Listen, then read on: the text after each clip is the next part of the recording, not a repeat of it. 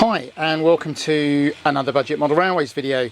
I've got an awful lot to talk about today because I've made loads of changes, lots going on. So please stay with me. I know people tend to watch only a few minutes, but there's quite a lot to talk about in this one. Difficult to know where to start really. So that's my 09 exhibition layout ready for May the 14th at something, if any of you are that way. But I had an idea of moving that over here to build an HO layout. The reason I wanted to build an HO layout is this. Now this is what I've been going on about for quite a few years. I'm going to just move it down here because we've got a little bit of sunlight in the way there. Not that I'm complaining about sun. So this is a little tender loco made by Pico. That's £39, brand new, including postage. So think about your Hornby 040 for £53, and this is a 040 tender loco for £39. That, out of interest, is Pico's little 040, which is £33 new. Hornby's is £53. So here's finally a company doing what I've been asking somebody to do for a very long while. They make coaches at £20, they make rolling stock at £15, they make station buildings that are only £15, £18, £10 less than the wheels and that sort of thing kits. So finally a company doing an extensive hobby range, which includes, and I'm going to do a video on these at some point, so I'm not going to go on too much about them today, but it includes this: a Bobo diesel locomotive in wonderful quality, paintwork, detail, directional lighting, driver. It's an absolutely fabulous little loco. £55 including postage, brand spanking new. Even the list price is only £60. £60 for a Bobo diesel. I can't show you because I've got the printers going, but it's incredibly smooth and quiet. So come on Hornby, why does it need to be £100 for a loco? There's nothing wrong with that diesel loco in any way at all for £60. So that got me thinking, right, I need an HO layout. So my first thought was to put a very similar copy to this in there. And I even bought some second-hand track for it. However, what I really like on European layouts and the real railways is this 3-track double loop passing loop. And the idea is the station goes here, actually for goods. This is a platform and that's a platform. So a passenger train can go on either of these two lines. The goods trains go here and you have two running lines. And I couldn't do that over in the corner. And this is where it then gets a bit complicated, because if I want to do that, it's got to be a round and round layout. At the same time, I realised that there was a limitation with this layout, which is that I'd like to put a loop in here. What I really would have liked is this was built off an existing board, but some of my locos and my Mark 1 coaches won't run happily on first radius. So we ended up with quite a complex plan, because what I did was I built a loop, and if you go on Instagram you'll see a bit of film of it working at that height, which is the height for this baseboard. And you can see the idea is it'll loop round the whole shed. Believe it or not, I was trying to sleep one night where I wasn't very well, and I realised that I could run a loop round the inside of the shed. So to enable me to do that, and I am moving around a bit, apologies for that, I built this. So this is a little drop-in section, so I don't bang my head and I can still get in the shed. And originally it went across the whole shed, but then I wanted to fix this part, because what this gives me is a second running line that will run down through the station. So this bit of timber will become a platform. I've already got a bridge, I'd need to shorten it, painted in the colours, and you'll then have two lines through the station. A junction in effect, a branch line and a main line, so I can run trains either way. I've got another one of these that I can build in the colours, and I've just bought another one of those. So on the platform, little mirror image, we can have a double level crossing, which was not uncommon. I've got photographs of them, and then back out through the tunnel mouth. And that will mean that when I just want to watch trains running, I can have two trains running. including my long trains of Mark 1 coaches, my bigger locos that won't go around first radius, because this will be second radius.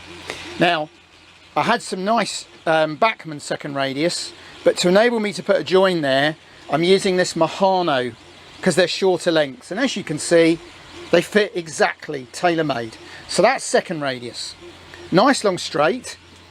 This I bought, it's like a aluminium trunking, and I bought it years ago, so I've just dropped the other end, to try and make cassettes for locos and rolling stock. But it means I can do a drop-in section with safety rails, stick some track down with double-sided tape, and that will run into there. This is third radius track. I had a half loop of Hornby Thirst radius track. So that everything will go around that fine. Obviously, it's got to be raised up. And I'm going to build it as a viaduct because it's too good an opportunity to miss. But for the moment, this is my workbench. And it will then come into the main part of the Continental Station. And I've got a building, which I'll put in a box, but I'll have a station building here and a goods shed there and a signal box, and I don't know what I'm doing with the rest of it yet, scenically. And that will then run off of there, across another bit of tubing and round the bend. So I'll then be able to have, if I'm running a UK layout, I'll be able to have big trains running through my station, and when I want to do HO, they can run through there. So it's really making the most of the shed. Now I've got, and I brought my HO stuff down, I've got French, I've got a lot of German, and I've got Italian. So I'm going to build it a kind of generic station so I can run what I like.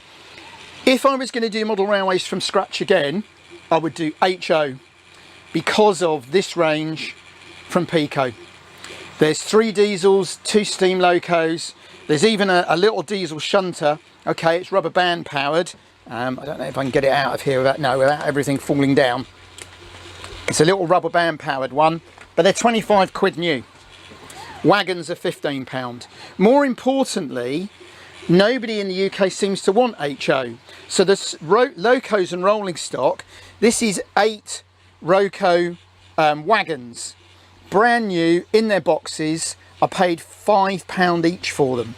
I've just bought 2 brand new, as good as new, second-hand UF coaches for £4 each. So if I was doing model railways again, I would do HO. It also, of course, is, for the rivet counters amongst you, more technically correct because the track is the right distance apart. But what it means is I'll be able to run branch trains on this line, shunt in the goods yard, run big expresses through the station. So I've added a bit of back seam, that'll be painted up, and rummaging around, it's got a bit bashed, but I've found the ends of the back seam. I've got this end and I've got the other end.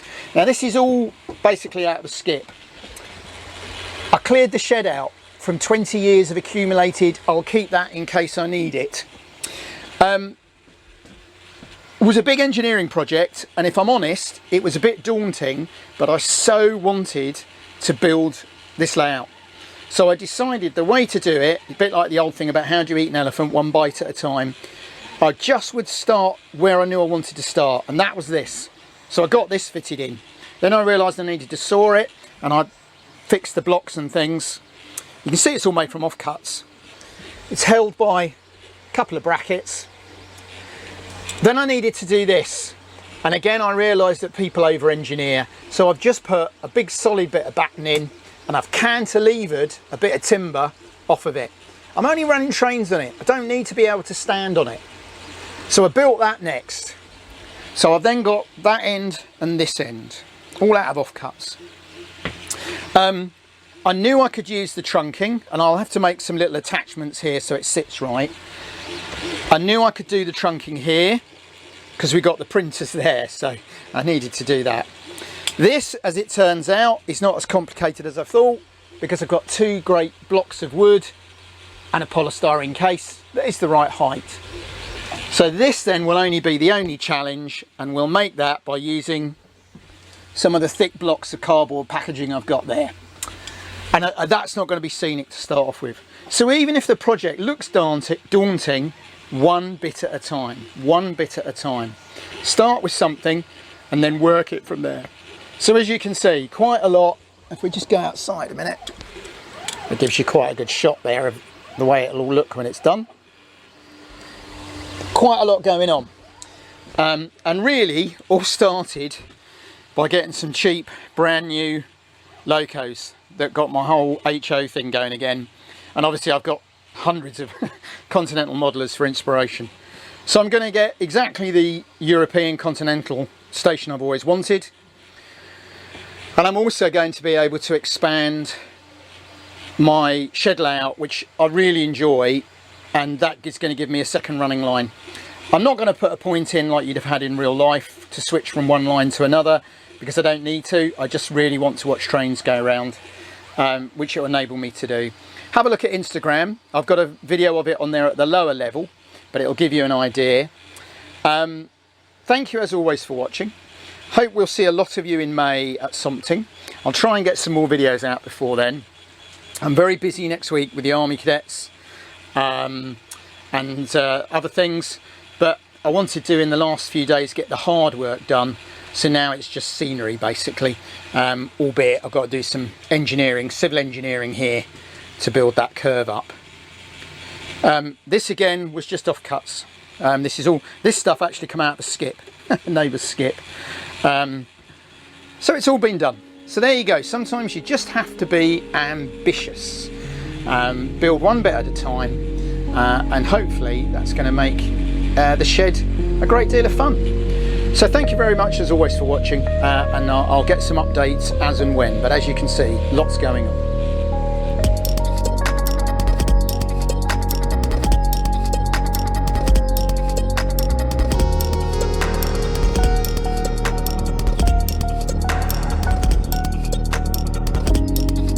Hi, thanks for watching the video and for the nice comments.